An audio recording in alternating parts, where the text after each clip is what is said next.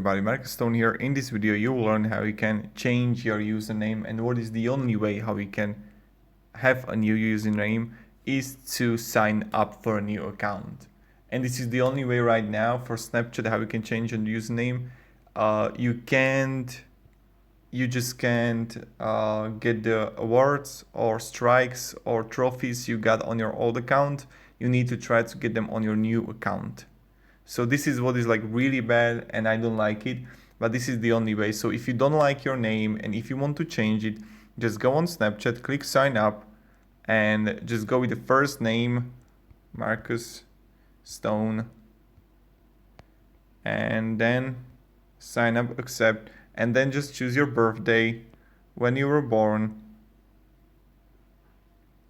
and you can change your username now. And then you just pick it, continue, and you set up a password and you got it. So this is the only way how you can change your username on Snapchat. Thank you very much everybody for watching. I know it's tough, I know it's bad, but yeah, this is how you do it. Thank you, have a great day, and see ya. Goodbye.